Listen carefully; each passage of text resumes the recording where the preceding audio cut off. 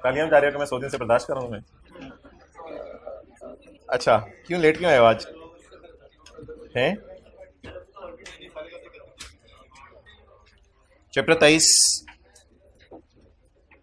इसमें एक सवाल आपको दिया था, क्वेश्चन नंबर 20। पेज आए, पेज 535 पे, 535 पे, पेज 535 पर point 3, FA destroyed certain goods worth rupees 45,000, page 535। FA ने कुछ चीजें डिस्ट्रॉय की हैं जिनकी वर्थ है 45,000 after following the due procedure. Due procedure इन्होंने फॉलो किया है। परचेज इसकी रिकॉर्ड हो गई थी दिसंबर में। अब मुझे बताइए कैसी चीज जो परचेज की मैंने दिसंबर में और डिस्ट्रॉय कर दी जनवरी में, तो परचेज तो दिसंबर में रिकॉर्ड हो गई, वो हो जानी चाहिए थी क्योंकि मुझे इल्हाम नहीं होना था कि मैंने जनवरी में डिस्ट्रॉय करनी है। तो परचेज तो रिकॉर्ड कर चुका हूं मैं दिसंबर में। अब हमने क्या पढ़ा था, डिस्ट्रॉयड चीजों का इनपुट रिकॉर्ड करने की इजाजत है या डेड हो जाएगा? अब उसका तरीका एक ही हो सकता है कि वर्किंग 1 में दिसंबर में इसको पॉजिटिव साइन के साथ परचेज में डाला होगा। तो अब इस न्यूमेरिकल में जनवरी के महीने में वर्किंग 1 में इसको उल्टा दें। तो आपने देखा होगा सोल्यूशन में इनपुट डेड करने के लिए वर्किंग 1 में इसको परचेज में उल्टाया हुआ था। फेस पे कुछ काम ना करें, फेस पे गिनी चुनी चीजें हैं वो काफी हैं। नहीं नहीं नहीं, मैं फेस पे काम ना करें, वर्किंग से रूट करें सब कुछ। ओके, और तो कोई मसला नहीं आया होगा। फ्री रिप्लेसमेंट मैंने बता दिया वो टैक्सेबल नहीं है। ऑडिटर्स ने जो प्रोविजन का मशवरा दिया है वो भी चीजें सेल नहीं हुई, जब सेल होंगी तब कभी सेल में जाएंगी। क्या चीज, कौन सी लाइन? ठीक है, शुक्रिया।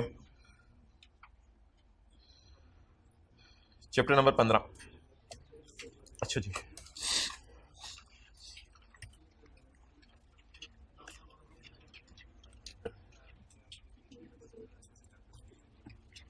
जी बोले। पुराना लॉ, भाई पुराना लॉ ये था कि आप जाके रिटर्न जमा करवाते थे। रिटर्न एक सफ़ा होता है। पुराने लॉ में आप जाके रिटर्न जमा करवाते थे और कमिश्नर आपको असेसमेंट ऑर्डर इशू करता था। इसका मतलब होता था कमिश्नर ने आपकी इनकम असेस कर ली है। नए लॉ के अंदर ऐसा कोई तस्वुर नहीं है। नए लॉ में आप जाते हैं और जाकर रिटर्न जमा करवाते हैं। पहली रो में है जगह, आप जाते हैं और जाकर रिटर्न जमा करवाते हैं। दो अजम्पशंस ली जाती हैं। पहली, आपकी इनकम और टैक्स वही है जो आपने रिटर्न में कही, और एज्यूम किया जाएगा कि आपको असेसमेंट ऑर्डर डिस्पैच हो गया आपके पते पे, हालांकि there is no physical order, it is only assumed order. तो ये हमने लास्ट क्लास में पढ़ा था कि जब आप रिटर्न जमा करवाएंगे ना, नए लॉ में ये तस्वुर है कि रिटर्न बन जाती है फौरन ही एज्यूम्ड असेसमेंट ऑर्डर। यानी आपने रिटर्न जमा करवाई तो कमिश्नर एज्यूम कर लेगा कि उसने आपकी इनकम असेस कर लिया। पढ़े, if a tax payer has furnished a complete return of income, it will be assumed that commissioner has made an assessment of income and tax and your return shall be considered as an assessment order and my return shall be considered as an, अब कोई order नहीं आपके घर आएगा, assessment order issued by commissioner on the day return was furnished। जिस दिन आपने return furnish की, तो अब 30 सितंबर को जब आप रिटर्न जमा करवाएंगे तो जैसे ही रिटर्न जमा करवाएंगे अजम्पशन ले ली जाएगी कमिश्नर ने आपको असेस कर लिया है। इसका नाम मैंने बताया था यूनिवर्सल सेल्फ असेसमेंट स्कीम। यानी पूरी दुनिया में यह माना जाता है कि टैक्स पेयर सच बोल रहा है। लेकिन सवाल यह है, बाद में देख लेना दोस्तों, सवाल यह है कि रिटर्न मुकम्मल कब समझी जाएगी। उसके लिए कहता है a return shall be considered as मुकम्मल if it fulfil the conditions in 114 का 2। तो चैप्टर के पहले सफे पे जाएं, 4-5 सफे पीछे करें। 114 का 2 सफे के एंड पे लिखा हुआ है, उसमें जाके देखें रिटर्न कब मुकम्मल होती है। प्रेस्क्राइब्ड फॉर्म में हो, पर्टिकुलर्स हो, अनेगियर अटैच हो, अगले सफे पे शायद लिखा हुआ है साइन हुए हुए हो, साथ वेल्थ स्टेटमेंट जमा, वेल्थ स्टेटमेंट भी साथ जमा कराई हो, और फॉरेन इनकम एसेट स्टेटमेंट भी शायद लिखा हो जमा कराई हो, नहीं लिखा हुआ, evidence of payment of tax हो। तो रिटर्न तब मुकम्मल समझी जाती है जब सेक्शन 114 के 2 की शराइत को पूरा करे। अच्छा, जब ये कॉन्सेप्ट आया तो कमिश्नर्स को हुआ यार इसका मतलब है फिर हम ऑडिट नहीं कर सकते। लॉ में करने का नहीं 1A पॉइंट क्लियर करने के बताया। उसने कहा notwithstanding the provision of subsection 1, subsection 1 को उठा के फेंक दो तुम, द कॉमी में select a person for audit. आप उसको ऑडिट कर सकते हो, ऑडिट करने से मैं मना नहीं करा, लेकिन आप बताएं प्रैक्टिकली स्पीकिंग, अगर 10,000 लोग रिटर्न जमा कराएं तो शायद 200 लोगों के ऊपर 1A लगेगा। सबका ऑडिट तो पॉसिबल नहीं है। तो 1A एक छूट है जो कमिश्नर को अवेलेबल है। क्या 1 कुछ और कह रहा है, 1A कुछ और कह रहा है? 1 कह रहा है आप रिटर्न जमा करवाओ, कमिश्नर एज्यूम कर लेगा कि आपने सच बोला है। अब जब कमिश्नर ने एज्यूम कर लिया आपने सच बोले तो 1A की कोई लॉजिक नहीं बन रही थी कि फिर ऑडिट करने आ जाए। ऑडिट तो तब करो ना जब झूठ बोला हो हमने। तो 1 कहता है जल्दी करो यार, जो भी करना है भाई, आप लोग थोड़ी सी जगह बना दो एक ही दफा। और अच्छा, आप सवाल पता क्या है? सवाल यह है कि आपने जमा करवाई रिटर्न, कमिश्नर ने एज्यूम कर लिया कि मैंने आपको ऑर्डर इशू कर दिया है। सारे लोगों के बारे में कमिश्नर एजम्पशन लेगा, लेकिन उस 1000 में से या 10,000 में से कोई 200-300 लोगों को जाके तंग करेगा कि यार छोड़ो, इधर आओ, अपना ऑडिट करवाओ। Notwithstanding the provision sub one को उठा के फेंक दो। The commissioner may select a person for audit. तो लिखे ऑडिट के लिए तो सिर्फ चंद लोग ही सिलेक्ट हो सकते हैं ना, वरना पॉइंट 1 तो अपनी जगह लगेगा। बुनियादें इंशाल्लाह देखेंगे कभी, बल्कि बुनियादें हिला ही देंगे।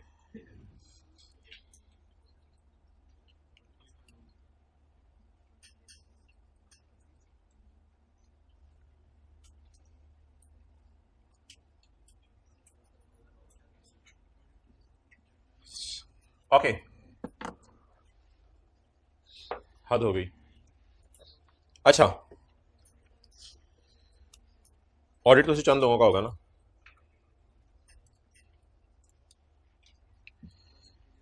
चलें जी, अब हमने पढ़ा था पॉइंट 3, वो आके पढ़ें, रिवाइज करें सारा पिछली क्लास वाला, कोई जल्दी नहीं। अब आप ऑडिट शॉडिट की कहानी छोड़ दें, वो तो 1 में कोई नया पॉइंट आया था लॉ में, ऑडिट शॉडिट की कहानी छोड़ दें, आम कहानी बता दें। 1 में क्या है? आप जाके क्या जमा करवाएंगे? रिटर्न। वो रिटर्न क्या बन जाएगी? Assumed assessment order. अच्छा, एक सिनेरियो आपके सामने में रखता हूं, आपने जमा कराई रिटर्न, उस पर आपने तस्वीर अबू की गलती से लगा दी, या आपने तस्वीर छोटे भाई की लगा दी, या आपने उस पर आईडी कार्ड सही तरह फोटोकॉपी करके नहीं लगाया, कोई आपसे रिटर्न में डेफिशिएंसी हो गई, टैक्स डेप्रिसिएशन का सफा मिसिंग हो गया, कोई आपने चीजें खरीदी थी उसके सबूत लगाने थे वो लगाने भूल गए। अगर आपकी जमा कराई हुई रिटर्न में कोई कमी है तो उस कमी को कमिश्नर बजरिया नोटिस पूरा करवाएगा। अगर आपकी रिटर्न में कोई कमी है जो आपने जमा कराई है, आप याद रखिएगा फर्निश करा चुके हैं आप, अगर आपकी रिटर्न में कोई कमी है जमा कराई हुई में, the commie shall issue a notice, commissioner आपको एक नोटिस भेजेगा, ब्रदर वो ना आपकी रिटर्न में थोड़ी कमी पाई जा रही है, and will order him to provide the missing information, और तुम्हें हुक्म दिया जा रहा है, ये लेट आने से सारे डिस्टर्ब होते हैं, और तुम्हें हुक्म दिया जा रहा है कि इस कमी को पूरा करो। बता देंगे असूल क्या बनेगा? नंबर 1, अगर रिटर्न क्या होगी तो कमिश्नर आपको क्या भेजेगा? And will order him to provide the missing information. याद करें, if a return is incomplete, अगर रिटर्न क्या है, यार कल से दरवाजा बंद कर दो, मुसलसल हर 1 मिनट बाद कोई ना कोई आ रहा है। If the return is, the commie shall issue a notice informing deficiencies and order him to fulfil the कमी, उस कमी को पूरा करने को कहेगा। लेकिन एक सूरत में आपके घर नोटिस नहीं आएगा, other than incorrect tax on taxable income. अगर आपने टैक्सेबल इनकम पे गलत रेट लगा दिया तो ये आपने जानबूझ के कोई ब्लंडर मारा है हुकूमत के साथ, और शॉर्ट पेमेंट ऑफ टैक्स। ऐसी सूरत में सेल्स टैक्स में हमने पढ़ा था आपका बैंक अकाउंट जो है वो सीज कर दिया जाएगा, आपकी प्रॉपर्टीज भी सीज कर दी जाएंगी, तो इस सूरत में ये होगा। लेकिन इनकम टैक्स में ऐसा कुछ लिखा नहीं हुआ, लेकिन आप लोग इधर लिखना है उर्दू में लिख ले, लेकिन पेपर में लिखने की जरूरत नहीं है। लिखें ब्रैकेट वाले सिनेरियो में नोटिस नहीं आएगा, बल्कि आपका बैंक अकाउंट बंद कर दिया जाएगा, साथ पूरा सफा खाली पड़ा है। ब्रैकेट वाले सिनेरियो में नोटिस नहीं आएगा, बल्कि आपका बैंक अकाउंट ही बंद कर दिया जाएगा। बातें नहीं करनी बस।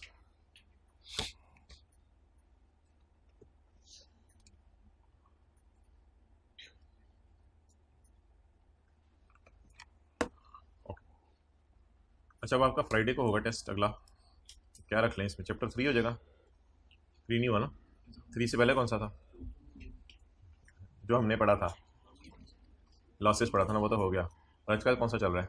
15। चलें इसमें से भी कुछ आपको सेक्शन बता दूंगा। अच्छा ओके, नेक्स्ट। अब सवाल यह है कि जब आपको कहा जाए कि तुम कमी पूरी करो तो आप बच्चे 2 बन जाएंगे। अच्छा बच्चा, पूरा बच्चा। बच्चे को कहा क्या गया है? Order him to provide the, आपको ऑर्डर दिया गया कि मिसिंग इंफॉर्मेशन प्रोवाइड करो। Point number 4, if the taxpayer does not comply with notice, अगर बुरा बच्चा नोटिस को लिफ्ट ना कराए और तस्वीर अपनी सही वाली या आईडी कार्ड सही वाला अपलोड ना करे, the return will be considered as, और एज्यूम किया जाएगा आपने सिरे से रिटर्न ही जमा। लेकिन अगर अगर अगर अगर बचा हो आज बच्चा, तो आज बच्चे के केस में क्या होगा? If the taxpayer comply with the notice in due time the return shall be considered as. जिस दिन कमी पूरी की उसमें, अगले सफे पे हूं, जिस दिन कमी पूरी की उस दिन नहीं, बल्कि जिस दिन आपने रिटर्न जमा करवाई थी उसी दिन रिटर्न क्या समझ ली जाएगी? मुकम्मल। क्लियर? चलें जी, टैक्स पेयर ने क्या जमा करवाई? रिटर्न। रिटर्न कंप्लीट थी? नो। एक मिनट बोला कौन है?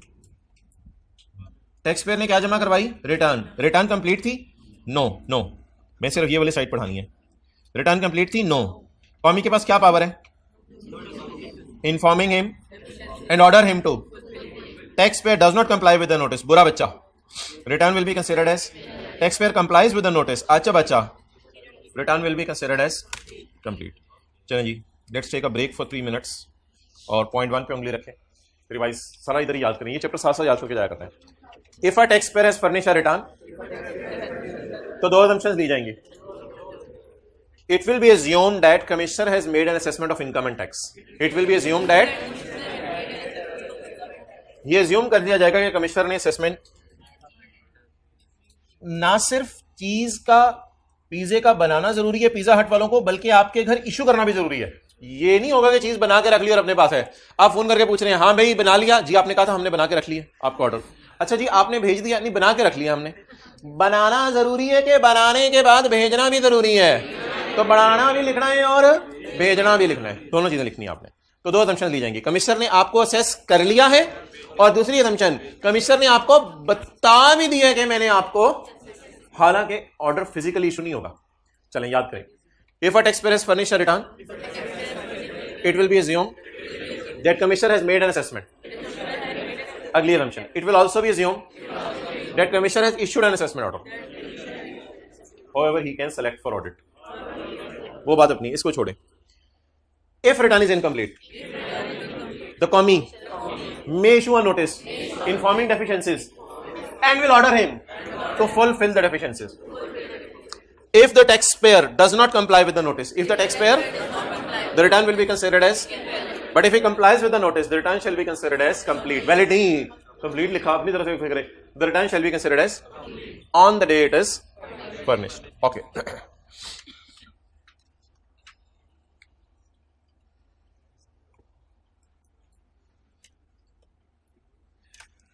अच्छा जी, एक अब सवाल अराइज होगा,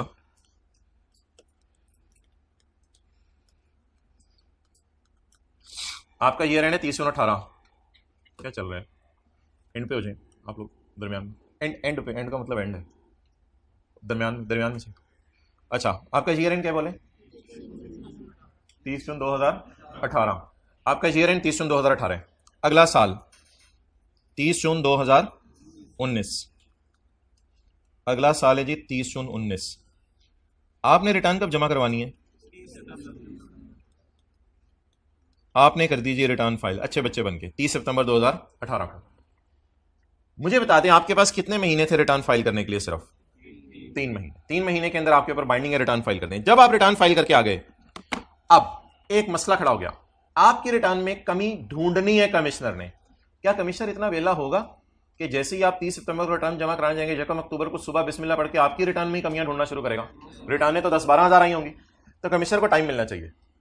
कमिश्नर कितने अरसे में, जैसे आईकैप में आप फॉर्म जमा कराएं तो अगले दिन आईकैप नहीं बता देता कि तस्वीर आपने जो है वो किसी और की लगा दी है, वो थोड़े से दिन देख के सारे फॉर्म्स वगैरह, उसके बाद बच्चों को डेफिशिएंसी लेटर भेजना शुरू करता है।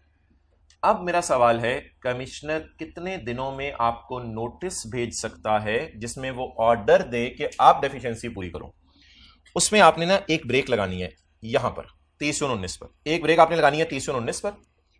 30 जून 19 के बाद आपने कमिश्नर को देने हैं तकरीबन एग्जैक्ट 180 दिन, एग्जैक्ट 180 दिन आपने कमिश्नर को देने हैं आफ्टर 30 जून 19। अब मैं एक फिक्रा बोलने लगा, the commissioner can issue a notice, बोले, within 180 days from the end of that financial year in which the return is furnished. Let's speak again. The commissioner can issue a notice with in 180 days from the end of that financial year in which the return is furnished. कितना शुरू करें जी? 180 days। आपको पता है ये यकम जुलाई है, जुलाई, अगस्त, ये बोले ना आपस में, सितंबर,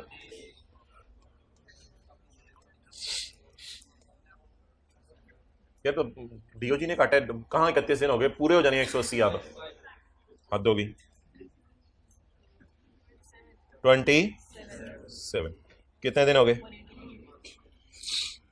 27 December 2019 is last date by which commie can issue a notice। ये वो आखिरी तारीख है जब तक कमिश्नर आपको नोटिस देके बता सकता है कि भाईजान आपकी रिटर्न में क्या पाई जा रही है, कमी पाई जा रही है। जी बताएं, आपका साल कौन सा है? 2018। इसकी रिटर्न कब आपने जमा करवाई होगी? 23 सितंबर 18 को, वसीम फाइल रिटर्न फॉर 2018। आपने एक ब्रेक मारनी है जी ईयर एंड पे, that is called as 30 June 19। Obviously अगला साल ही होगा। 30 जून 19 के बाद आपने दिन गिनने हैं 180, 180 डेज काउंट करने हैं। Last date by which commie can issue notice is, और ये हमेशा ही 27 दिसंबर हुआ करेगी, क्योंकि आपने गिनना जो यकम जुलाई से शुरू करना है, तो ये हमेशा ही 27 दिसंबर हुआ करेगी। तो आप जरा जबानी याद करें, if a person has furnished a return and that return is incomplete, the commissioner can issue him a notice demanding deficiency. The notice will be issued by commissioner within 180 days from the end of that financial year in which the return is furnished. The above notice can be issued within from the end of the financial year in which the, what is the year in which return is furnished? That is 2000। what is the end of that financial year? financial year होता है हुकूमत का साल। 30 जून, दो ब्रेकें मारनी है। Number 1, इसके बाद कौन सा 30 जून? दूसरी ब्रेक, इसके बाद 180 दिन का मुकम्मल होता है। इसका मतलब है मेरे ख्याल से कमिश्नर को तकरीबन 15 महीने मिल गए। 9 महीने इधर से हो गए और 6 महीने तकरीबन ये हो गए। 15 महीने कमिश्नर के पास आराम से किसी दिन टाइम निकाल के हमारी रिटर्न को देखे और उसमें से डेफिशिएंसीज निकाल लें। ओके, आज से तकरीबन 2 साल पहले तक ये सेक्शन यहीं तक होता था, लेकिन एक नई प्रोविजन आ गई है, ऑटोमेटेड सिस्टम। ये भी एफबीआर ने लॉन्च नहीं की। However FBR has yet not notified any date. अभी तक एफबीआर ने ये बताया नहीं। एक चीज और काम शुरू हो गया है इस वक्त, वो है 6 महीने में, 6 महीने में, यहां पे 6 महीने के अंदर अंदर जब आप रिटर्न जमा कराएंगे ना सितंबर में, अक्टूबर, नवंबर, दिसंबर, जनवरी, फरवरी, मार्च, क्या करना है? इसको बढ़ाना है, 24-25 पे लेके जाना है। ठीक है। जब आप रिटर्न जमा करवाएंगे ना, तो सिस्टम ऑटोमेटेड तरीके से आपकी गलतियां पकड़ेगा। ऐसा कुछ सिस्टम एफबीआर वाले आजकल बना रहे हैं कि सिस्टम ऑटोमेटिकली आपकी गलतियां पकड़ा करेगा। ऑटोमेटिकली जाहिर बात है सारी गलतियां नहीं पकड़ी जा सकती, जैसे एमसीक्यू सिर्फ चेक हो सकते हैं पेपर में ऑटोमेटिकली, तो ऑटोमेटिकली सारी गलतियां नहीं पकड़ी जा सकती। ऑटोमेटिकली 4 गलतियां पकड़ी जाएंगी। सिस्टम कितनी गलतियां पकड़ेगा? 4। कितने महीनों में? 6 महीनों में। गलतियां याद करें जल्दी जल्दी। अरिथमेटिकल एरर, अपेरेंट इनकरेक्ट दावा, अपेरेंट इनकरेक्ट दावा। अपेरेंट होता है बिल्कुल वाज़ेह नजर आ रहा है, इनकरेक्ट दावा। आपने अपना फॉर्म सबमिट किया तो आपने उसमें डेट ऑफ बर्थ लिख दी 1812। आई के अप्लाई, ओ मैन किधर हो भाईजान, केड़े पिंडों आए हो, हले तक जिंदा हो, ਤੁਹਾਡੀ मेहरबानी जाओ। अच्छा, तो इट इज एन अपेरेंट। यार ये क्या क्या हो रहा है भाई? प्लीज नो नो, पहले एक स्टूडेंट उठ के गए, फिर दूसरे, प्लीज बैठो, प्लीज बैठो, जो मर्जी हो जाए, मुझे नहीं पता, क्लास हो रही है। इतने सेशन से मैं भी आपके सामने आ रहा हूँ, 1000 कॉलें मुझे आती है, मैं कभी उठ के गया हूँ? अजीब, कभी एक उठ के जा रहा है, कभी दूसरा उठ के जा रहा है। अपेरेंट इनकरेक्ट दावा। अगर आप अपनी डेट ऑफ बर्थ लिखते हैं 1812, तो क्या ये सही दावे या पढ़ते ही पता चल रहा है गलत दावा है? दो, number 1 arithmetical error, number 2 apparent incorrect दावा, नंबर 3 डिसअलाउंस ऑफ लॉस। आपका लॉस डिसअलाउ कर सकता है सिस्टम। क्या सिस्टम को पता होगा ये वाला लॉस इस साल माइनस हो सकता है या नहीं हो सकता? अगर ऐसा लॉस है जो माइनस नहीं हो सकता, बुरा है, तो कमीशन उसको डिसअलाउ कर देगा। डिडक्टेबल अलाउंस भी डिसअलाउ कर सकता है। हो सकता है ये ज़कात एंड इंश्योर ऑर्डिनेंस के साथ अपना सिस्टम लिंक कर लें एफबीआर वाले, या कोई आपकी चैरिटी भी डिसअलाउ कर सकता है, और system carry forward of loss भी डिसअलाउ कर सकता है। आपको पता है अदर सोर्स का लॉस कैरी फॉरवर्ड नहीं होता, और प्रॉपर्टी का लॉस भी कैरी फॉरवर्ड नहीं होता। तो 4 बातें। Number 1 arithmetical error, apparent incorrect claim, कुछ होंठ नहीं हिल रहे, arithmetical error, apparent incorrect claim, disallowance of losses, disallowance of carry forward of loss. ज्यादा तौर से नहीं मार रहा हूं, उंगली ना टूट। डिसअलाउंस ऑफ, जी बोलें, arithmetical error, apparent incorrect claim, disallowance of loss, disallowance of carry forward of loss. ये 4 गलतियां, भाई बैठो जल्दी हाइब्रिड में, ये 4 गलतियां कौन निकालेगा? Automated system. चलेंगे आप पढ़। A return shall be process through milk shake का jug. A return shall be process through automated system to arrive at correct income, correct taxable income, correct tax by making adjustments for blah blah बला and चुड़ैल। तो ये 4 किस्म की गलतियां हैं जो सिस्टम ऑटोमेटिक तरीके से आपके पकड़ेगा। अब आप अपनी किताब में इसी चैप्टर के एंड पे आए, एक हैंड रिटन सफा होगा अटैच,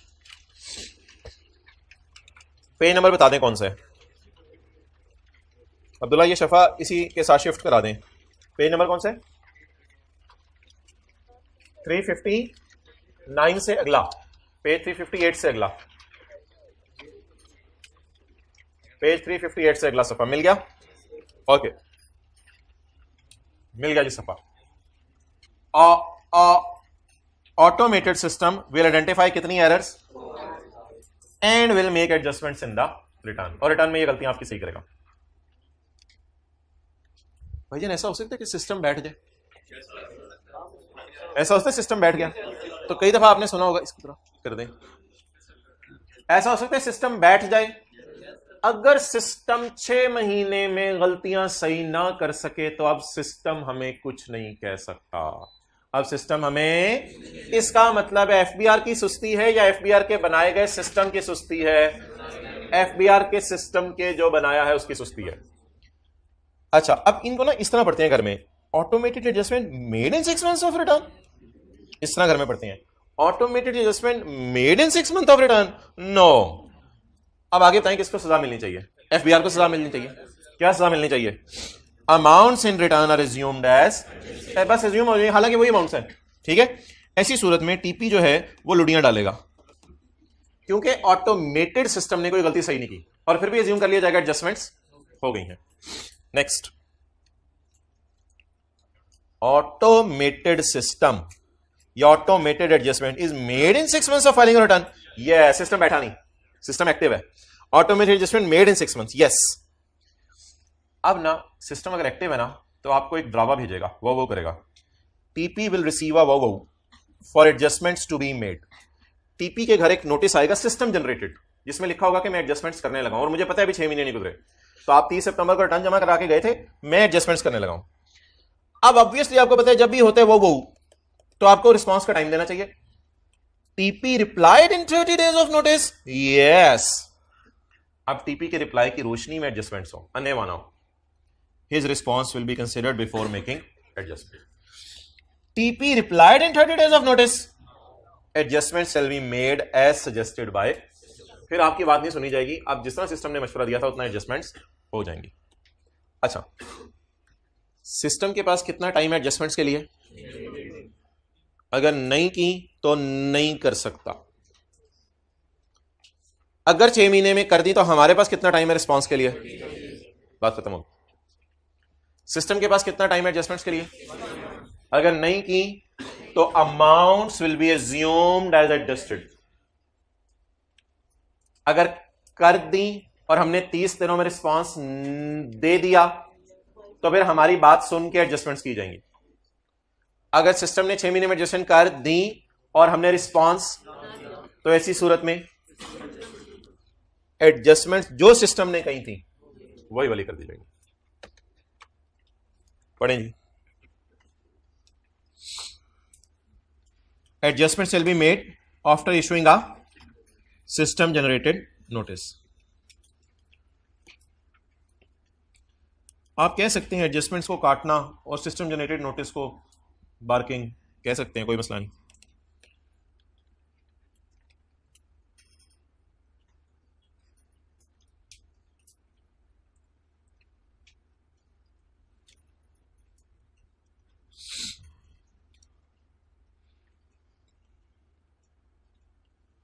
काटना shall be made after a barking to the taxpayer. The response of taxpayer shall be considered before making any.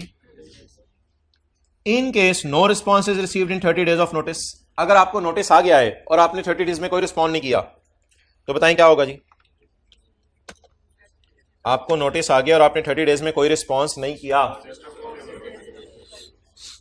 तो adjustment shall be made, adjustments कर दी जाएंगी। अच्छा, सिस्टम भी बैठ सकता है। If no adjustments are made in the amounts in the return shall be assumed to be and taxpayer shall be informed automatically through IRIS। IRIS कुछ भी नहीं है, FBR का कंप्यूटर सिस्टम है। कंप्यूटर सिस्टम आपको बता देगा 6 महीने गुजर गए हैं, माजरत हमारा सिस्टम बैठा हुआ था, लेकिन आपके लिए खुशी की खबर यह है कि आपकी अमाउंट्स ऑलरेडी क्या है, एडजस्टेड। अच्छा जी, ये सेक्शन अप्लाई होगा तब जब FBR बताएगा, लेकिन अभी तक FBR ने बताया नहीं, ये आगे काट दें। ये बहुत अरसे से एक्सपेक्टेड है कि ये सवाल आया ऑटोमेटेड एडजस्टमेंट्स वाला, उम्मीद है आ भी जाए। ये आ नहीं रहा, ये आपकी टर्म में भी आ सकता है ऑटोमेटेड एडजस्टमेंट्स के नाम से। ओके चलें जी, छोड़ें पहले सारी चीजें, ज़बानी याद करें। A return shall be process through automated to arrive at correct taxable income, correct total income and correct tax by making 4 adjustments. Adjustments shall be made after issuing a system generated notice. अब notice आ गया, अब क्या करें? The response of taxpayer shall be considered before making adjustment. अगर no response आए तो system adjustments कर देगा, लेकिन अगर सिस्टम ही बैठ जाए तो the amount shall be assumed to be, और टैक्स पेयर को इन्फॉर्म कर दिया जाएगा ऑटोमेटिकली। डन। अच्छा, अब दो डेफिनेशंस हैं, पहली अरिथमेटिकल एरर और दूसरी अपेरेंट इनकरेक्ट क्लेम। आइए अगले सफे पे।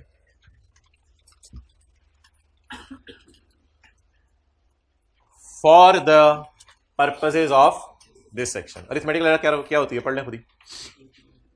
इंक्लूड्स एनी रॉन्ग और incorrect calculation of tax, including any minimum और फाइनल टैक्स। नेक्स्ट,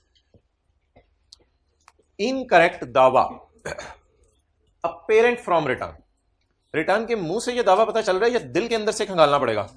मुंह से पता चल रहा है। इनकरेक्ट दावा वाजे फ्रॉम रिटर्न, रिटर्न देखते ही गलती पकड़ ली FBR ने। ये कौन सी गलतियां हो सकती हैं?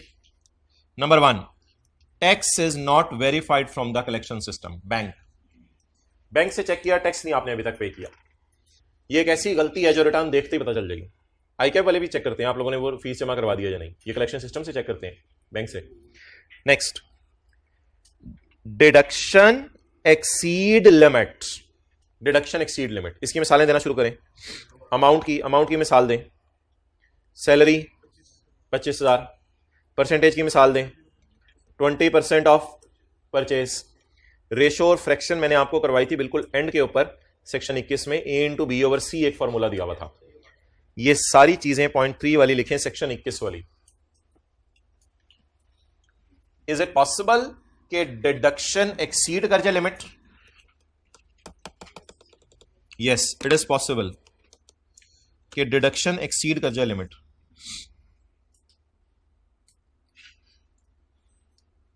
ये हाईलाइट करें, डिडक्शन एक्सीड्स द लिमिट। किस किस मानी में एक्सीड कर सकती है? अमाउंट 25,000 से ऊपर की सैलरी कैश में पे कर दी, परसेंटेज 20% से ऊपर की परचेजेस आप कर सकते हो, कुछ लिखा हुआ था, और रेशो और फ्रैक्शन। तीसरी बात, मुझे ये बताएं कि ऐसा हो सकता है कोई टैक्स पेयर ब्लंडर मारे, ज़कात आपको पता है बिजनेस का खर्चा नहीं है, तो वो ज़कात को वर्किंग 1 में उल्टा दे 10,000 से और फेस पे माइनस करे 2 नंबरी करके 12,000। क्या ये गलती भी सिस्टम ऑटोमेटिकली पकड़ सकता है? बिल्कुल पकड़ सकता है। पहले पॉइंट 1 की एग्जांपल लिखें, फिर उसके बाद इंग्लिश पढ़ेंगे। वर्किंग 1 में बिजनेस इनकम निकालते हुए, वर्किंग वन में बिजनेस इनकम निकालते हुए ज़कात उल्टाई 10,000 से रिवर्स की, वर्किंग वन में बिजनेस इनकम निकालते हुए ज़कात रिवर्स की 12,000 से। हाइब्रिड में अब्दुल्ला एक रो है, लिख नहीं रहे, चलें अब लिखना शुरू कर दिया। वर्किंग वन में ज़कात उल्टाई 12,000 से और फेस पे लेस की, सॉरी 10,000 से बोला था मैंने, तो वर्किंग वन में ज़कात उल्टाई 10,000 से और फेस पे लेस की 12,000 से। क्या ये कंसिस्टेंसी है या इनकॉन्सिस्टेंसी? इन विच एन आइटम का मतलब ज़कात is inconsistent with an other entry of the same item. Same item भी ज़कात ही है ना, एक जगह ज़कात किसी और अमाउंट से नजर आ रही है और दूसरी जगह ज़कात किसी और अमाउंट से नजर आ रही है। चलें बताएं जी, incorrect claim apparent from return याद करें। Number 1, tax payment is not verified from deduction exceed limit. ये पॉइंट 1 ना थोड़ा सा जरा मेहनत करके याद करना पड़ेगा। In which an item is inconsistent with an other entry of the same item.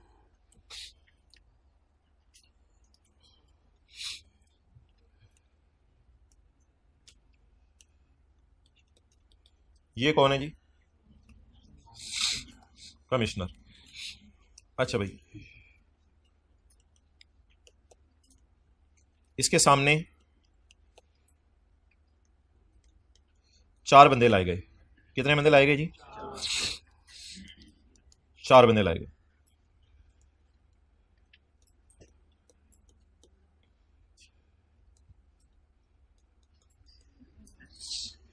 Commissioner ने अपने टुंगड़ों से पूछा, हाँ भाई बताओ आज किस किस को पकड़ के लाए हो? सर 4 बंदे आपके लिए पकड़ के लाए हैं। कितने बंदे पकड़ के लाए हैं? 4 बंदे। अब कमिश्नर ने कहा इसको जरा बुलाओ। सर आ गया है। क्यों इसको पकड़ा है? सर ये ना इसने रिटर्न जमा नहीं कराई थी, तो हमने इसको नोटिस दिया कि 30 दिन में जमा करा दो। ये बात हमने तकरीबन महीना पहले पढ़ी थी। सर इसने रिटर्न जमा नहीं कराई थी, इसको हमने नोटिस दिया कि यार रिटर्न जमा करवा दो। इसने 30 दिनों में भी फिर जमा नहीं कराई। एक तो इसने 30 सितंबर को जमा नहीं कराई, फिर हमने नोटिस भेजा कि 30 दिन तुम्हें दे रहे हैं, आप तो जमा करा दो, इसने फिर भी जमा नहीं कराई। कमिश्नर ने कहा ठहरो, इसको पकड़ो, इसको पकड़ो, इसको लुटाओ, इसको ना कमरे में ले जाओ। मैंने अपना रंग चढ़ा दिया इस पे, तो इसको कमरे में ले जाओ, इसको देखते हैं, इसे ऊपर ही रखना। सर अगला बंदा ले आए। हाँ हाँ लाओ, कोई मसला ही नहीं।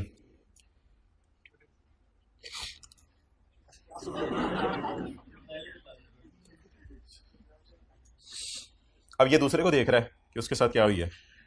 ये कौन है? सर इसकी ना, बस आप छोड़ें, आप क्या बताएं। इसका ना ऑडिट शुरू हुआ था, आप देख रहे हैं इसके बाल सर, इसको ऑडिट शुरू हुआ था। दौरान ऑडिट इसने ना रिकॉर्ड दिखाने से इनकार कर दिया। हम कह भी रहे थे रिकॉर्ड दिखाओ, इसने रिकॉर्ड दिखाने से इनकार कर दिया। कमिश्नर ने कहा इसको ले जाओ, इसकी बिना बेस्ट जजमेंट करनी है, जैसे पिछले की बेस्ट जजमेंट की थी, इसकी बिना बेस्ट जजमेंट करनी है, इसको ले जाओ। ये कौन है? सर ये ना जरा, ये जॉनी है, ले आओ इसको। इसने क्या किया है? सर ये जहाज पाकिस्तान लेके आ गया था। ओ तेरी खैर, यानी जहाज पाकिस्तान लेके आ गया था, उड़ने वाला या बहरी जहाज? सर खुद नहीं खुद कैसे आ सकता? सर उड़ने वाला जहाज पाकिस्तान लेके आ गया था और पाकिस्तान में लाके इसने सवारियां भी अनलोड की। अब चाहिए तो ये था कि ये अब रिटर्न भी जमा करवाता, लेकिन इसने अपने रिटर्न जमा, इसको ले जाओ, इसकी भी बेस्ट जजमेंट करेंगे। यार है कि नहीं, पढ़ लिया यार, छड़िया करो यार, कभी तो हाथ होता लगा कर। इसको जरा इधर रखो ऊपर जरा। हाँ बोलो, ये कौन है? सर इसने रिटर्न जमा कराई है, वेल्थ स्टेटमेंट जमा नहीं कराई। इसको ले जाओ, इसको ना छत पे खड़ा कर दो। इसकी भी हम क्या करेंगे बोले? Best judgment. इसकी भी क्या करेंगे? बता दें जी। बिस्मिल्लाह। ये कौन था?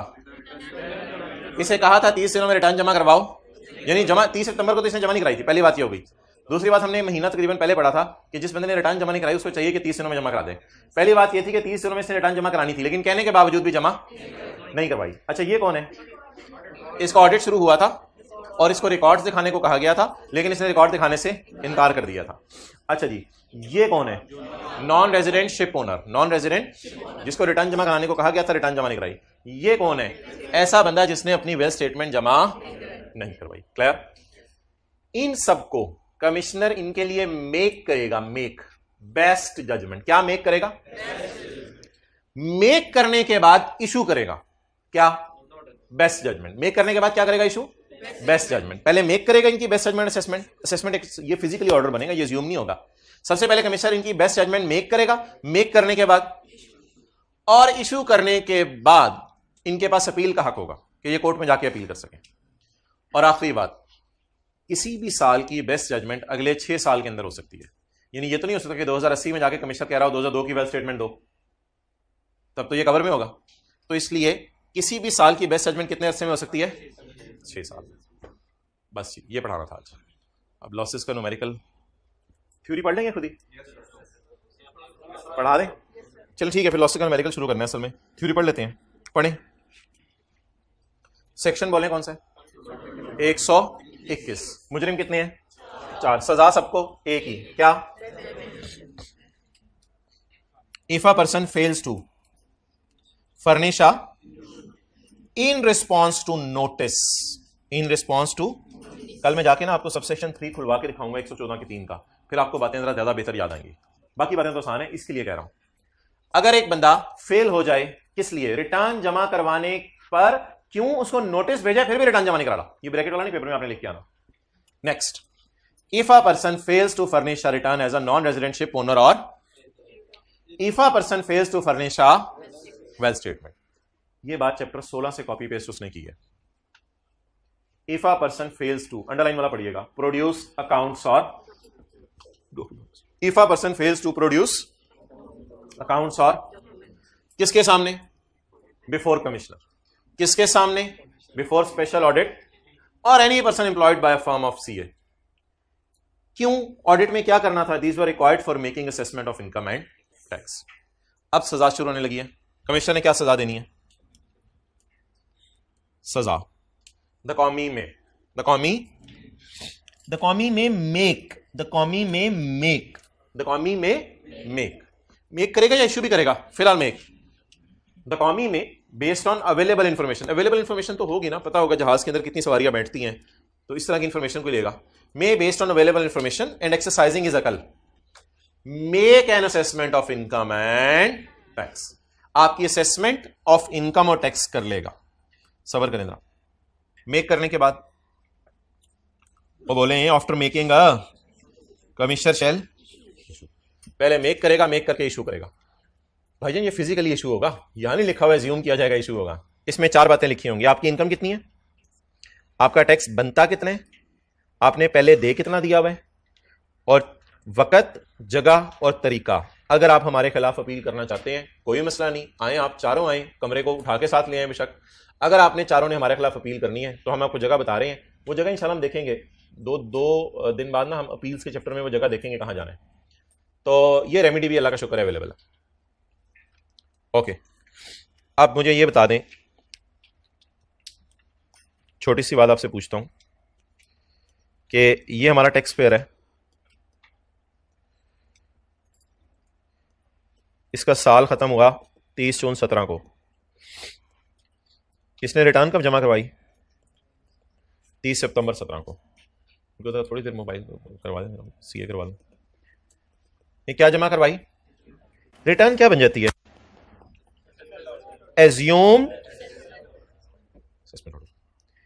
अनलकीली इनका ऑडिट स्टार्ट हो गया। अनलकीली इनका क्या स्टार्ट हो गया? ऑडिट स्टार्ट हो गया। And he refused to show records. इसने रिकॉर्ड दिखाने से क्या कर दिया? इनकार कर दिया। अब कमिश्नर कहेगा इसका मतलब है दाल में कुछ काला है। वो कहेगा नहीं, दाल ही काली है इसीलिए मैं नहीं दिखा रहा।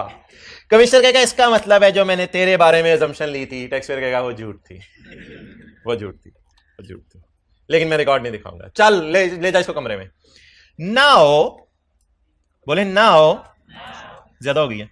Now assumed assessment shall have no legal effect। पता नहीं ये इफेक्ट ए वाला होता है, ये वाला होता है, मुझे तो ये पूरी जिंदगी समझ नहीं आई, जिंदगी खत्म होने वाली है। अच्छा मुझे बताएं, अगर आप रिटर्न जमा करवा दें, मैंने प्लस का लफ्ज लिखा है, तो रिटर्न क्या बन जाती है? assumed assessment order। assume कर लिया जाता है, आपने सच बोला है। इस सच की तसल्ली के लिए कमिश्नर आया था ऑडिट करने। आपने कहा ले आ, दरवाजा बंद, और आप आवाजें मारे अंदर से, आ जा आ जा आ जा, शटर डाउन। तो please, now assumption shall have, और फिर कमिश्नर करेगा एक्सेलेंट, नाउ ही विल पास, बोले बोले बोले, बेस्ट जजमेंट। आप बेस्ट जजमेंट ऑर्डर पास करेगा। डन। चलो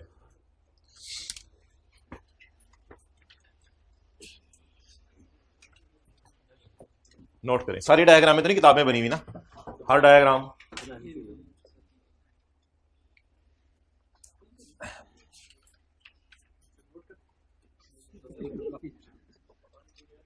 पानी पी के ना, मैं आपको बोतल इधर से दे रहा हूं, बोतल निकालो। किसी के पास है बोतल? मुंह खोलो। बोतल, शुक्रिया।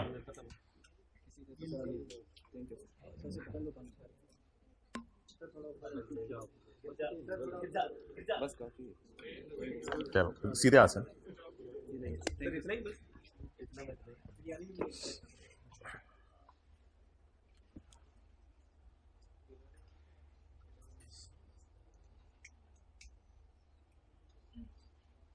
आपने रिटर्न जमा करवाई, रिटर्न क्या बन गई? कमिश्नर असम्पशन ले लिया, आपने सच बोला। कमिश्नर सच की तसल्ली के लिए जरा आया, ऑडिट शुरू किया, आपने कहा नहीं दिखाऊंगा रिकॉर्ड, कर लें जो करना है, अंदर से बोल रहे हैं, और जुमा ब्रेक लिख के शटर डाउन किया हुआ आपने। कमिश्नर कहेगा now assumed assessment shall have, assumed assessment लिखिएगा, पता नहीं आप असेसमेंट को डॉट डाल लें आगे, जो भी करने। Now assumed assessment shall have no legal effect, और इसके कॉन्सिक्वेंसेस क्या होंगे? Now he will pass. अब आपको कमरे में जाके आपकी कौन सी असेसमेंट होगी? Best judgment. अब कौमी आपको बेस्ट जज करेगा जी, कौमी फैसला सुनाएगा। कोई मसला तो बताओ। ये छोटी सी लाइन पढ़ाने के लिए आपको डायग्राम बनवाई थी। Now assumed assessment shall have, अब अज्यूम्ड असेसमेंट का क्या होगा? कोई लीगल इफेक्ट नहीं होगा। आपके बारे में असम्पशन ली थी वो गलत थी। ओके जी, अब पॉइंट 3 में मैं सिर्फ पहली लाइन पढ़ा हूं, बाकी 3 लाइनें इंशाल्लाह कल। बेस्ट जजमेंट असेसमेंट कितने अरसे में की जा सकती है? Can be issued within 6 years after the end of the year to which it relates. अगली डायग्राम, 6 साल का मतलब। भाईजान बड़ा शौक से ले इस चैप्टर को, सिनेरियो बेस्ड सवाल बना रहा है एक और कमाल सवाल बना रहा है, यानी कि पूरी डेट से एक एक चीज जहन में होती है तो बच्चा सवाल कर सकता है, वरना नहीं कर सकता। कमाल सवाल बनाने लग गया वो।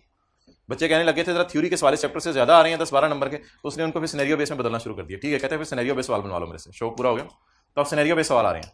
अच्छा जी, आपका साल कौन से बोले? 30/9/2009। Bilawal filed a return but forgot to file wealth statement. 3 महीने बाद इसने रिटर्न जमा कराई, लेकिन वेल्थ स्टेटमेंट जमा कराना भूल गया। इसकी क्या होगी? कितने अरसे में? 6 साल में। 6 साल अब एंड से नहीं गिनने शुरू करने, जैसे 180 दिन गिने थे वैसे नहीं गिनने। अब 6 साल आपने यहीं से गिनने शुरू करने, यहां से गिने 6 साल।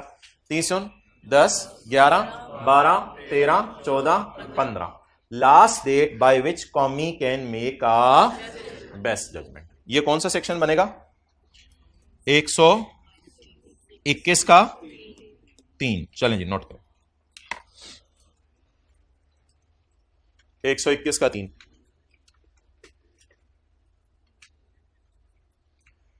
बेस्ट जजमेंट कितने अरसे में की जा सकती है? नहीं 6 साल गिनने कहां से है? जो साल था, जो आपका साल था, आपका साल तो 30/9 का था ना, जिस साल की आपने रिटर्न जमा कराई है।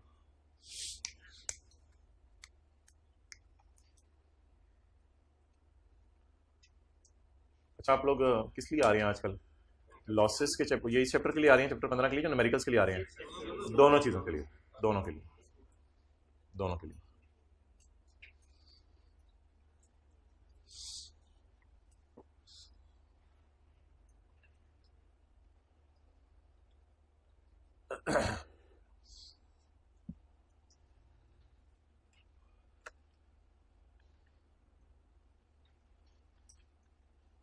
अच्छा, आप लोग पता नहीं क्या करते थे, हम लोग शायद अपने ज़माने में होते तो ये करते, मैं आपको बताता हूँ। किया ये नहीं पता कि क्या हमने अगर हम अपने ज़माने में होते तो ये करते। बात को कंक्लूड कैसे करते हैं, जा पड़ा ये कह के नहीं, बात को कंक्लूड कैसे करते हैं, फील कीजिएगा, बात कंक्लूड होने लगी है। भाईजान लोर आ गया है, भाईजान छड़ दो, थोड़ी मेहरबानी, बस कर दो।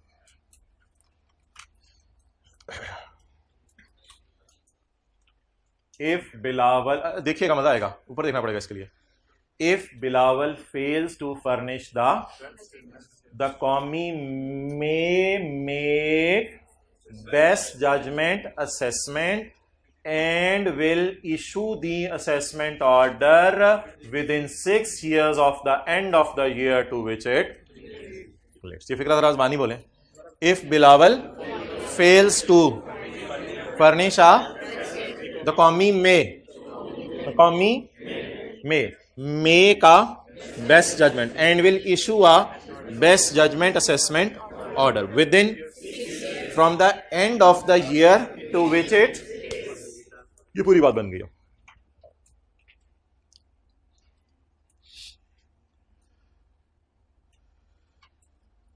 ओके जी, कम ऑन पेज 301।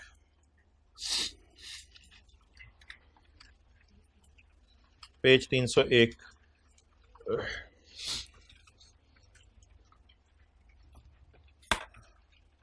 ये डायग्राम मैं आपको भी बनाने दूंगा। क्या आपके नॉलेज में है कि हमारी इनकम्स नॉर्मल रिजीम की सैलरी है, बिजनेस स्पेकुलेशन, नॉन स्पेकुलेशन, या फिर अब इस तरह की बहुत सी चीज़ें आनी है अब इन दिनों में, तो ज़रा तसल्ली से आते रहें और बैठ के ये समझते रहें। कैपिटल गेन, प्रॉपर्टी, और ये हमारी नॉर्मल रिजीम की इनकम्स हैं। दो हमारी सेपरेट ब्लॉक इनकम्स हैं। सिक्योरिटीज़ जो 3 साल कैरी फॉरवर्ड हो सकती हैं, सिक्योरिटीज़ मुझे याद है 3 साल कैरी फॉरवर्ड हो सकती हैं, सेक्शन 37A में किसी दिन जाके पढ़िएगा। और इमूवेबल प्रॉपर्टी की डिस्पोजल, ये दो हमारी सेपरेट ब्लॉक इनकम्स है, ये नॉर्मल में नहीं गिरती। दो हमारी फाइनल है, FTR डिविडेंड इनकम और इंटरेस्ट इनकम कुछ केसेस में, और चौथी है हमारी एग्जेम्प्ट इनकम जैसे कि एग्रीकल्चर। तो there can be different types of incomes. अभी तक मैंने लॉसेस का चैप्टर महदूद रखा हुआ था सिर्फ यहां तक। आज हम जो न्यूमेरिकल करेंगे उसमें लॉसेस में सारी चीजों को देखेंगे, लेकिन कोई परेशानी वाली बात नहीं। क्यों? इसलिए कि अगर एग्रीकल्चर में लॉस आ जाए तो डिविडेंड में से माइनस नहीं होगा, ये तो बोंगी सी बात है ना। ये तो इधर उधर चीजें नहीं जा सकती, बस ये याद रख लें, इन चारों में चीजें मिक्स नहीं करनी कभी। सिक्योरिटीज में लॉस आ गया, आप जाके इधर कैपिटल गेन में ना ना ना ना कुछ नहीं, तो इधर उधर जाने की पहली तो बात है इजाजत नहीं है किसी भी किस्म में, ठीक है। मिसाल के तौर पे कोई सिक्योरिटीज में लॉस आ गया, डिविडेंड में से माइनस कर रहे हो, नहीं नहीं नहीं, ऐसी कोई बात नहीं। पहली बात ये होगी। दूसरी बात, ये वाले लॉसेज आपको पता है इनमें से कुछ 6 साल तक कैरी फॉरवर्ड हो सकते हैं, इधर देख लें कुछ नहीं होता। और ये वाला लॉसेज सिक्योरिटी वाला 3 साल। इमूवेबल प्रॉपर्टी का लॉस कैरी फॉरवर्ड नहीं हो सकता क्योंकि लॉ ने बताया नहीं हुआ, तो ये लॉ नहीं बताया इस बारे में, खामोश है वो, तो इसलिए ये कैरी फॉरवर्ड शायद नहीं हो सकता। अच्छा, अब सवाल ये राइज होगा कि पेपर में हमने लॉसेस के बारे में फिर रूल क्या लगाना है। एक काम इस सवाल को सॉल्व करने से पहले हम करेंगे, डेट इज सिंप्लीफिकेशन। डेटे को सिंप्लीफाई किया करेंगे। सिंप्लीफाई करने का क्या मतलब है? अगर मेरी एक दुकान कराची में है, एक लाहौर में है, तो मैं 1 2 3 4 5 6 7 8 9 10 11 इन 11 में से मैं सिर्फ ये वाली इनकम कमा रहा हूं, बिजनेस नॉन स्पेकुलेशन, क्योंकि एक मेरी दुकान कराची में, एक लाहौर में। इधर देखते रहे, इसको उठाओ। अगर मैंने प्राइवेट कंपनी के शेयर्स बेचे और कॉइन बेचा, तो मैं इन 11 में से सिर्फ इधर पढ़ा हूं, कैपिटल गेन, नॉर्मल गेन। अगर मैंने पब्लिक कंपनी के शेयर्स बेचे और मुदारबा सर्टिफिकेट्स बेचे, तो मैं सारा इधर ही पढ़ा हूं, सिक्योरिटीज। अगर मैंने प्लॉट बेचा और मैंने ओपन प्लॉट के साथ साथ कंस्ट्रक्टेड एरिया भी बेच दिया, तो इट इज डिस्पोजल ऑफ। तो एक बात याद रखिएगा, विद इन हेड्स पहले सिंप्लीफिकेशन करना जरूरी है। अगर मैं लाहौर में घर किराए पे चढ़ाऊं और कराची में घर किराए पे चढ़ाऊं, तो मेरी एक ही इनकम है, that is income from property. अगर मैं प्राइवेट कंपनी के शेयर्स बेचूं और पब्लिक कंपनी के शेयर्स बेचूं, तो दो इनकम है। प्राइवेट के इधर फॉल करेंगे कैपिटल गेन नॉर्मल रिजीम में, और पब्लिक के फॉल करेंगे सिक्योरिटीज में। डन। तो ये 11 टाइप की चीजें इस वक्त आपको नजर आ रही हैं, 6 पुरानी वाली और 7 8 9 10 11 बाकी भी पुरानी वाली। तो ये 11 टाइप की आपको चीजें इस वक्त नजर आ रही हैं, नोट कर लें। इनके अंदर आपस में लॉसेस लॉसेस माइनस करने की इजाजत ना है।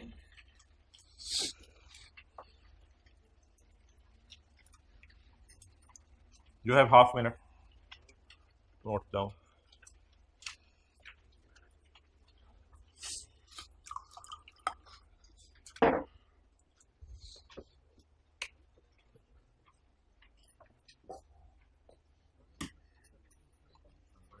आज होमवर्क में क्वेश्चन 13।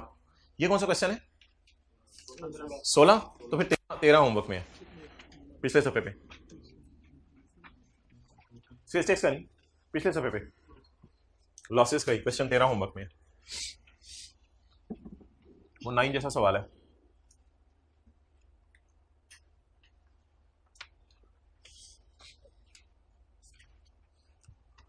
ओके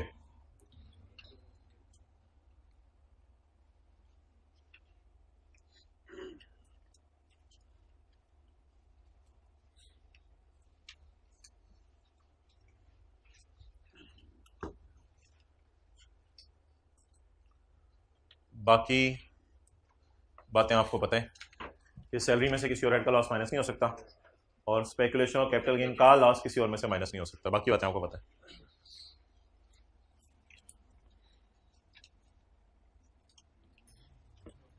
चलें जी। आयशा बाजी ने 2021 का डेटा आपसे शेयर किया है। इनकम फ्रॉम बिजनेस, बोलें बोलें। Income from gain on sale of jewellery. यार ये क्या चीज है? छोड़ दें यार, अब ये याद हो गया डायग्राम, वरना बाइंड पे तस्वीर खींच लीजिएगा, बस कर देना। सवाल समझें। ये कौन सी इनकम है? गलत बोला आपने, पूरी बात किया करें। Normal tax regime. Securities,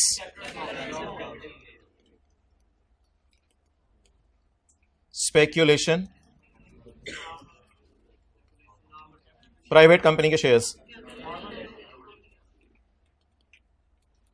antique,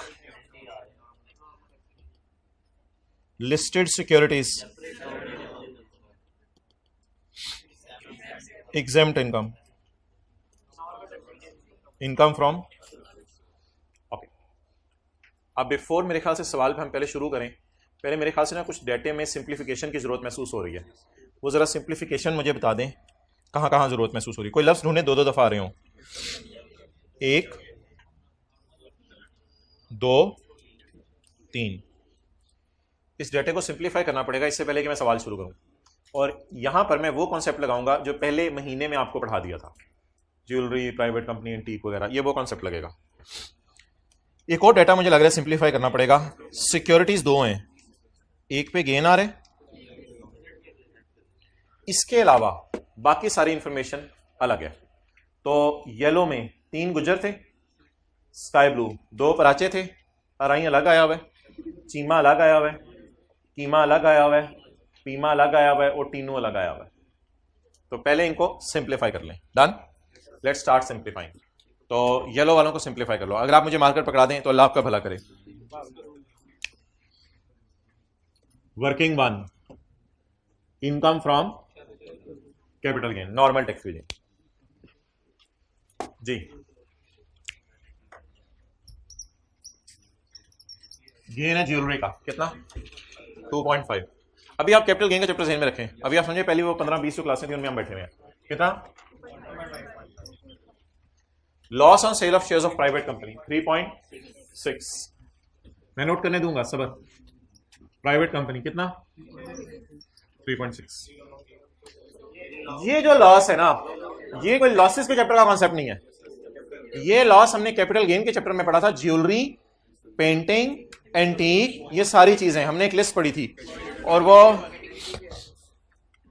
category 2 पढ़ी थी। उसमें ये सेक्शन 38 का सब सेक्शन 5 था, जिसमें हमने पढ़ा था no loss shall be recorded for painting, jewellery and blah blah blah. तो it is a concept of chapter of capital gain. 1.6 antique पर लॉस, अजूबे पे लॉस 1.1। सबर सबर सबर सबर सबर, आगे दो स्काई ब्लू हैं, दो पराचे भी आए हुए हैं, ये गेन है और ये लॉसा। भाईजान वो देखें गेनी है ये, और ये लॉसा है। अजीब वैसे। Income from separate block, gain, loss, दो। ठीक है जी, नोट करें। वर्किंग 1 और 2 नोट करें।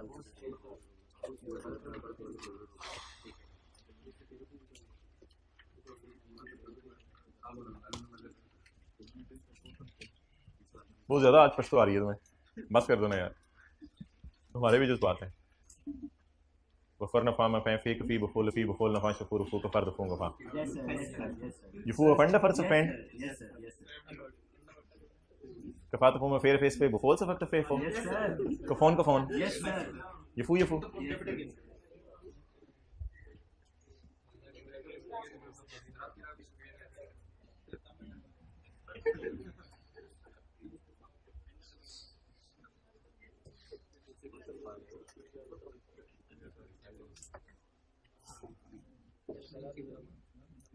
ओके, अब आप हजरात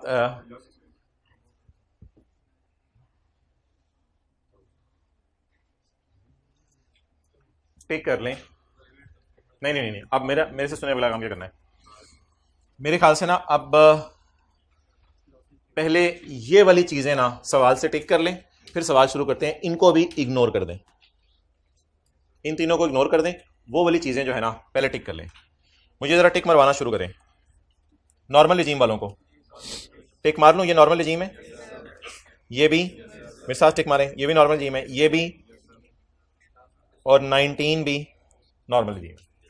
ये 4 हो गई नॉर्मल रिजीम, और एक और टिक लगवा दें, ये भी नॉर्मल रिजीम। पहले जरा इसको सॉल्व कर लेते हैं, बाद में फिर आपकी कोई फरमाइश हुई तो वो मैं पूरी कर दूंगा।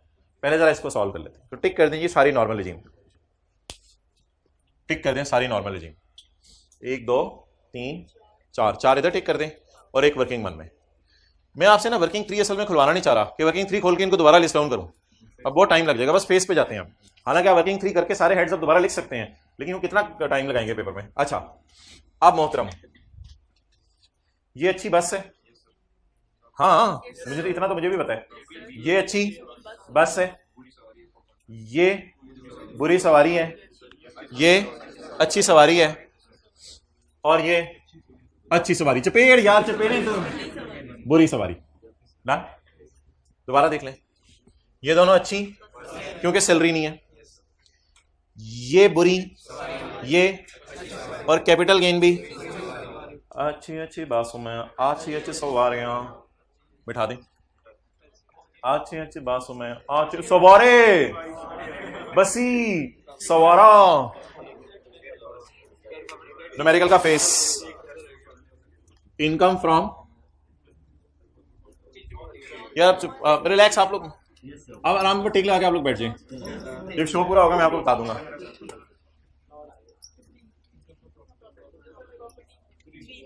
लॉर लॉर लॉर कसूर कसूर कसूर लॉर लॉर।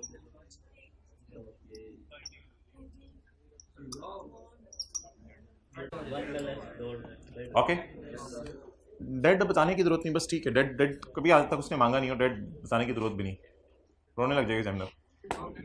ओके, 3 उठा लिए, 2 रह गए टिक वाले। कैपिटल गेन का लॉस और स्पेक्यूलेशन का लॉस। न्यूमेरिकल की चिन्ह पर carry forward, income from capital gain का लॉस कितना, 1.1 नॉर्मल रिजीम। अभी मैंने नॉर्मल रिजीम में चले, बस अभी नॉर्मल रिजीम में। और आगे इनकम फ्रॉम स्पेक्यूलेशन। टिक वाले सारे अब मैंने उठा लिए, आखिरी ये बचा था 4.5 डन। ओके, नाउ यहां पे खड़े होकर मुझे बता दें, क्या वो जो नॉर्मल रिजीम की 6 चीजें थी वो फारिग हो गई? आप सेपरेट ब्लॉक और इमूवेबल को ढूंढना शुरू करें। इमूवेबल है कोई नहीं, पीछे क्या रहेगी? Separate block. इनको भी क्या कर लें? मुझे बताइए इनको 6 साल तक करना है और उसको 3 साल तक करना है। इनकम फ्रॉम कैपिटल गेन कौन सा, इसको भी कैरी फॉरवर्ड कर लें, कितना 2। अच्छा इसके बाद अब मुझे बता दें क्या बचा है, सिर्फ एग्रीकल्चर बचा है मेरे ख्याल से, और तो कुछ भी नहीं बचा। और एग्रीकल्चर पे क्या आ रहा है, लॉस। इसको मैं आपसे डिस्कस कर लेता हूं बस, आप यहां तक नोट कर लें।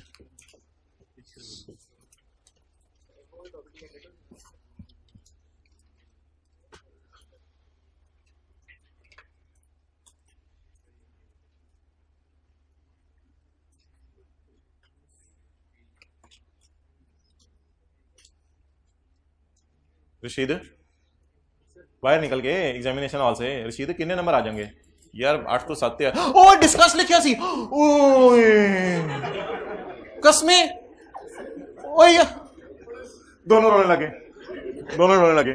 उधर ठोकर न्याज बेग पे सड़क पे बैठ के आई कैब के सामने, शीद ओ ना, ओ ना ते मेरा भरा, चल अंदर चलिए ना, हॉर्न नहीं अंदर। चलें जी, हमने तो डिस्कस करना है, डिस्कस करना शुरू करें। Discuss how the above losses can be set of, पहला सवाल उसका ये है। दूसरा सवाल उसका ये है, also discuss how losses can be carry forward. पहला सवाल ये है कि सेट ऑफ कैसे होंगे, और दूसरा सवाल है कैरी फॉरवर्ड कैसे होंगे। अच्छा एक इंटरेस्टिंग चीज इस सवाल में अगर आप नोट करें, नोट सवाल करना छड़ दो, इतने देखो एक इंटरेस्टिंग चीज अगर आप सवाल में नोट करें, वो सिर्फ इन लॉसेस के बारे में पूछ रहे हैं, how above losses can be. इसलिए ना जरा मैं प्लान करता हूं हेडिंग्स कितनी होंगी। अब मैं हेडिंग्स दूंगा 1 2 3 4 5 6 हेडिंग्स दूंगा और एक एक करके डिस्कशन शुरू करूंगा। चलें जी, अब हम 2 डब्बे बना लेते हैं, एक सेट ऑफ का और एक कैरी फॉरवर्ड का। और पहला नाम लिखते हैं जी, पहला नाम है जी इनकम फ्रॉम बिजनेस स्पेकुलेशन। चलें जी, अब मैं थ्योरी लिखवाना शुरू कर रहा हूं, आप लोग यहां सेट ऑफ की थ्योरी लिखें, यहां कैरी फॉरवर्ड की, बड़े खुले दिल से, पूरा सफर लगेगा। अच्छा जी,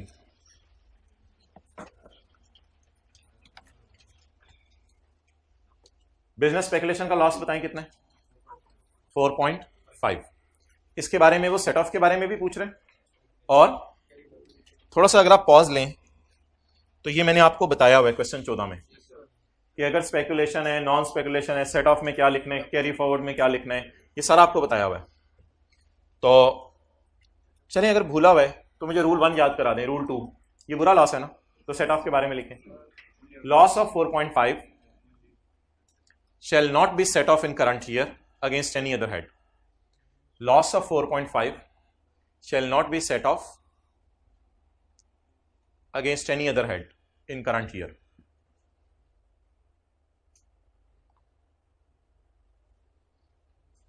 अच्छा रूल 3 किसी को आता है उर्दू वाला, ये अगले 6 साल कैरी फॉरवर्ड होगा और सेम हेड में से माइनस होगा, ये रूल याद है, लिखें कैरी फॉरवर्ड में आके। However, loss of 4.5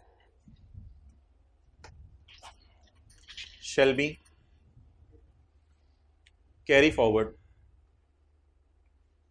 up to 6 next tax years, shall be carried forward up to 6 next tax years and shall be adjusted against same head, and shall be adjusted against same head.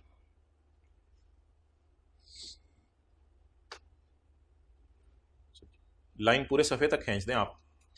Okay अगली heading दें जी, income from private company के। Private company का कितना loss है, 3.6। नजर मारें इधर आगे, क्या किया 3.6 को माइनस किया कितने में से, 2 और जो बाकी 1.1 बच गया इससे कैरी फॉरवर्ड किया कितने साल तक, अगले। तो कैमरा यहां रख के लिखना शुरू करें, loss on private company shares, loss on private company share, जल्दी, shall be set off against gain on jewelry, shall be set off against gain on jewelry.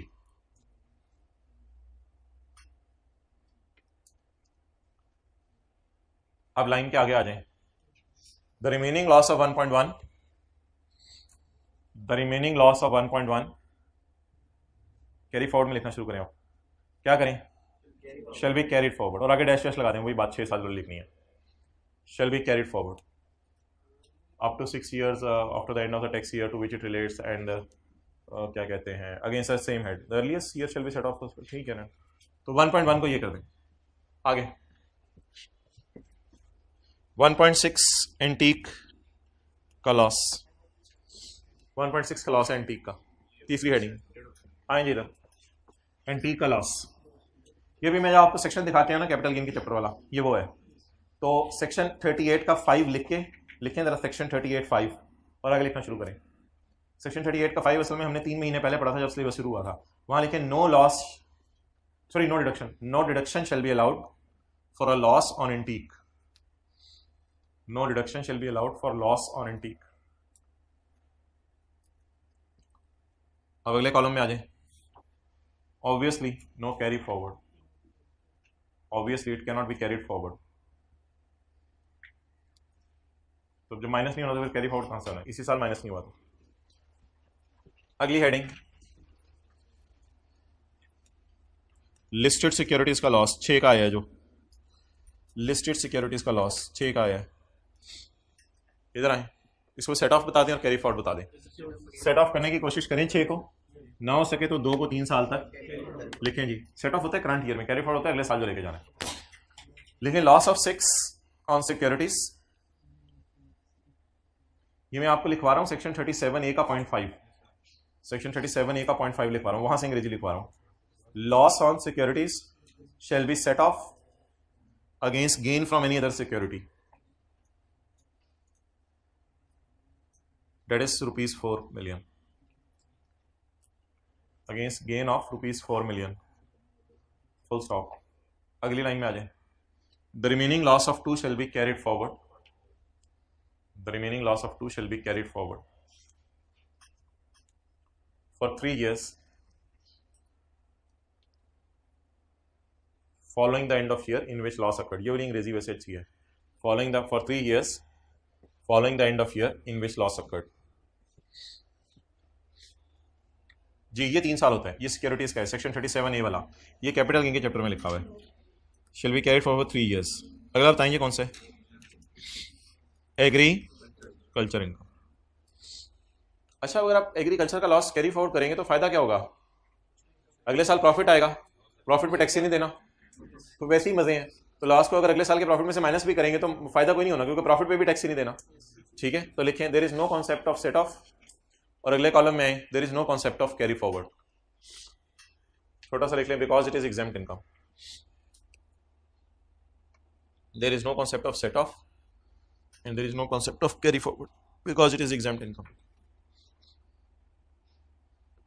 Next, other source का लॉस। ये अच्छी सवारी है, इसको अच्छी बसों में बिठाने की कोशिश करें। लिखें जी लॉस ऑफ 19, अगली heading, loss of 19 shall be set off in current year against business non-speculation and income from property, full stop। अगली line, the remaining loss of 1 cannot be carried forward, the remaining loss of 1 cannot be carried forward। बकाया loss को carry forward नहीं किया जा सकता। कल किस किस ने अपने फ्यूचर से खेला, हाथ खड़ा करें, 1 2 3 4, यार पढ़ा करो यार, क्या करते हो यार, हद होती है।